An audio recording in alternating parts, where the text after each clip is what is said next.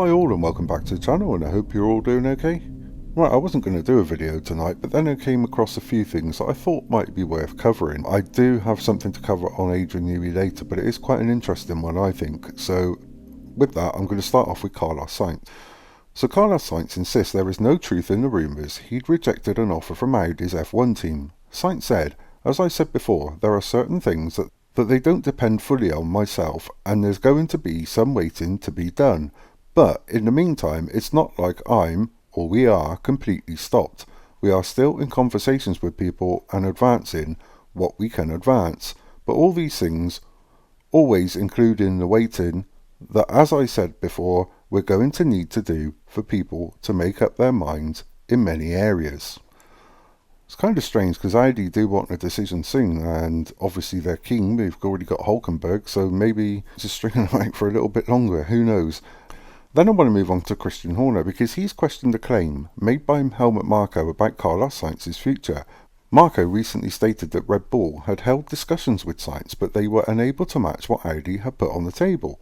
When that was put to Horner ahead of the Miami Grand Prix weekend, he said, "Firstly, we're not aware of any offer.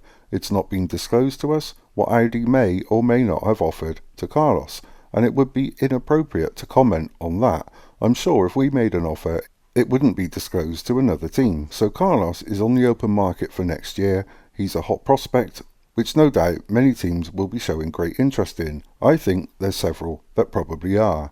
And it's quite weird, isn't it? Because this obviously goes back to the tension between Horner and Marko as to why obviously there's no communication between the two of them, and nobody seems to know what anybody's doing in that team. So it's obviously going to get worse before it gets better, looking at that.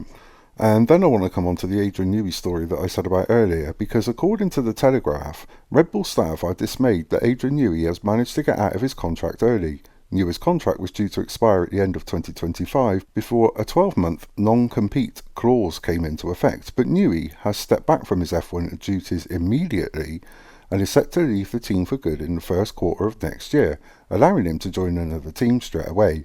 That has reportedly raised questions from staff members behind the scenes who feel that any other senior designer would not have been given the same treatment by Red Bull.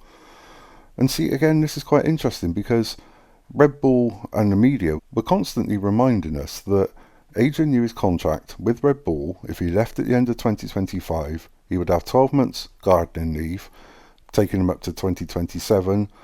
Then he could sign with the team, build a car, get it on the grid for 2028.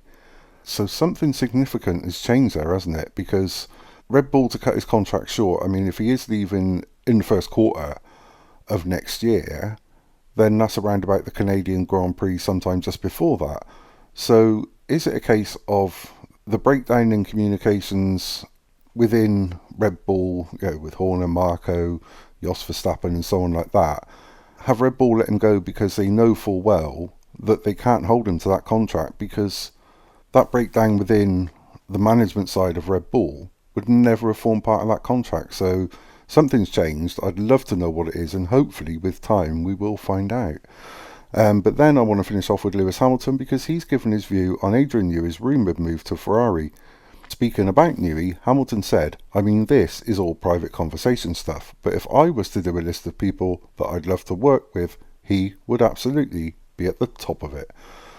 So that's that. I think Fred Vasseur will probably be tripping over himself to make sure that he secures Newey from the middle of next year. That's going to be another one to watch. Really interesting. But at the moment, that's all I've got for you this evening. I do want to say a massive thank you again for your comments, your likes and your shares. I know I keep saying it, but I truly do appreciate it, and thank you so much indeed for that. And of course, if you do like what I do, please consider pressing like, pressing the subscribe button, and also pressing the notification bell so you get those all important future warnings of my uploads. And as always, until the next time, take care.